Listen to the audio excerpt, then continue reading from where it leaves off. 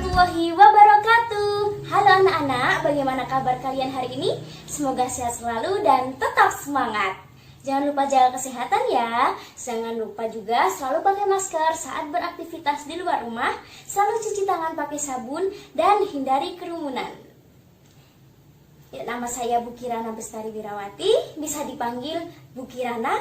Pada kesempatan kali ini, kita akan bersama-sama belajar tentang teks persuasif.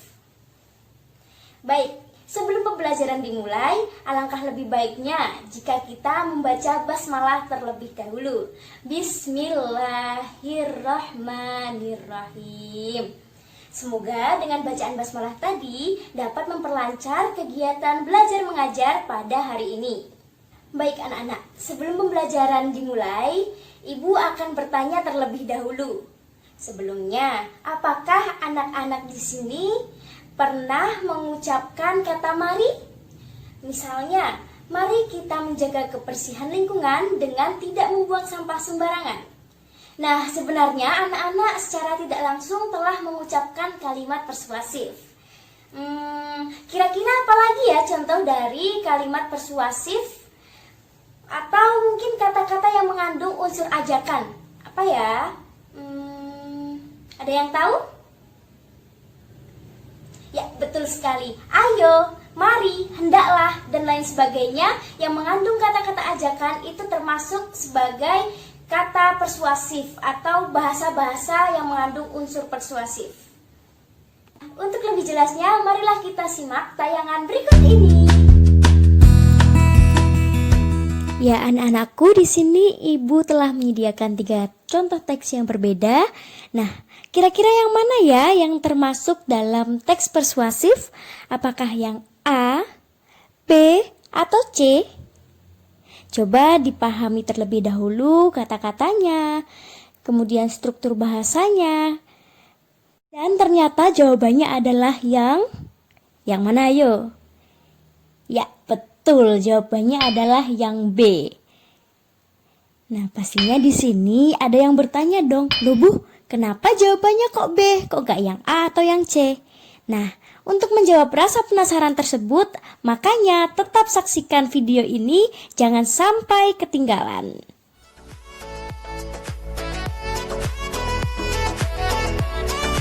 Baik anak-anak, berikut adalah pengertian dari teks persuasif yang Ibu ambil dalam Kamus Besar Bahasa Indonesia. Nah, dari Kamus Besar Bahasa Indonesia ini terdapat 2 pengertian dari teks persuasif. Kemudian yang di bawah ini, kolom bawah, adalah pengertian yang Ibu singkat dari 2 pengertian tersebut.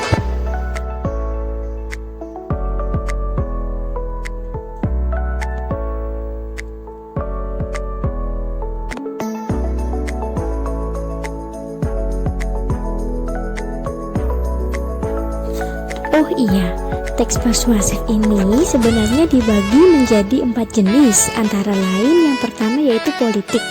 Nah, politik ini adalah biasanya digunakan oleh orang-orang yang berkecimpung di dunia politik.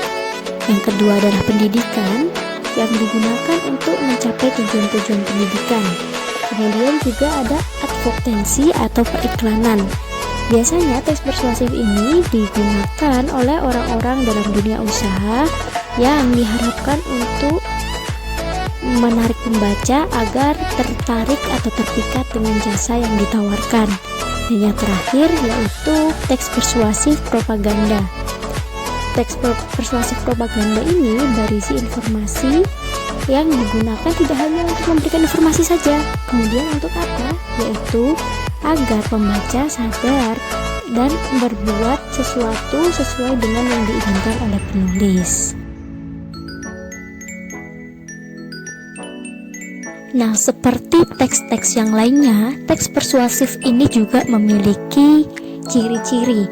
Adapun ciri-cirinya yaitu yang pertama yaitu memiliki data dan fakta. Kenapa harus ada data dan fakta? Karena tujuan utama dari teks persuasif ini adalah untuk mempengaruhi pembaca. Nah, yang kedua yaitu meyakinkan. Nah, ya memang pastinya kita harus meyakinkan pembaca untuk bisa mengajak pembaca mengikuti apa yang kita inginkan.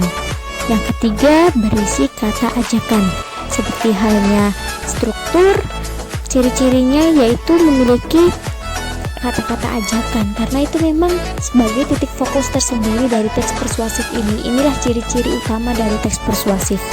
Dan yang keempat yaitu menghindari konflik. Kenapa harus menghindari konflik? Karena tujuan utama kita tadi untuk apa? Yaitu untuk mempengaruhi pembaca. Nah, sehingga kita harus menghindari konflik agar mendapatkan kesepakatan dari pembaca dan memiliki kepercayaan pembaca. Nah, anak-anak, adapun struktur dari kalimat persuasif yaitu yang pertama pengenalan isu. Nah, pengenalan isu itu apa ya? Pengenalan isu ini bisa berupa pengantar atau awalan yang isinya adalah pengenalan terhadap sesuatu yang akan kita angkat. Kemudian yang kedua yaitu rangkaian argumen. Nah, rangkaian argumen ini berisi tentang pendapat-pendapat mengenai isu yang dari awal tadi kita angkat itu. Dan yang ketiga yaitu pernyataan ajakan. Nah, inilah yang menjadi titik dari teks persuasif itu, yaitu adanya kalimat ajakan. Nah, ini nanti isinya yaitu kalimat dorongan-dorongan seperti marilah, hendaklah, ayo, lakukanlah, dan lain sebagainya. Dan kemudian yang terakhir yaitu penegasan kembali. Setelah kita bangun strukturnya seperti yang Ibu sampaikan tadi, kemudian ditegaskan kembali untuk memperkuat argumen-argumen yang telah kita keluarkan. Ya, seperti teks-teks lainnya, teks persuasif ini juga memiliki kaidah kebahasaan. Lalu apa saja sih kaidah kebahasaan dari teks persuasif ini? Yang pertama yaitu kata bujukan. Yang kedua yaitu menggunakan kata kerja imperatif atau kata kerja perintah. Kata kerja imperatif ini adalah kata kerja yang mengandung unsur permintaan, ajakan, dorongan, ataupun larangan.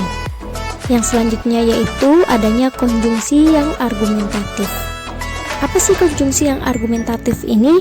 Yaitu kata sambung yang digunakan untuk menekankan sebuah argumen dalam suatu paragraf.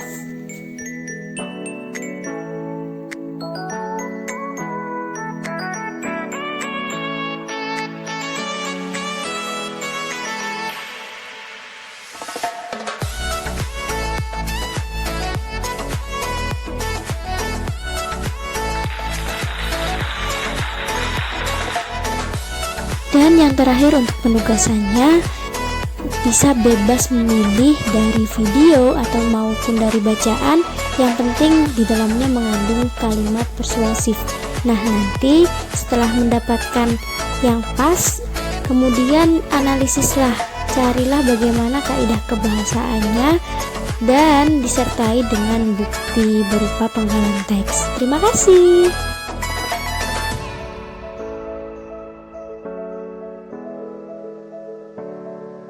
Jadi anak-anak, kalimat persuasif adalah kalimat yang digunakan untuk mengajak, menyuruh, atau memerintah seseorang untuk melakukan sesuatu sesuai dengan apa yang kita inginkan. Ya, terima kasih atas pertemuan hari ini. Karena tadi kita mulai dengan bacaan basmalah, maka mari kita akhiri dengan bacaan alhamdulillah. Alhamdulillahirabbil alamin. Terima kasih atas waktunya. Selalu jaga kesehatan, selalu rajin belajar, dan terima kasih. Wassalamualaikum warahmatullahi wabarakatuh.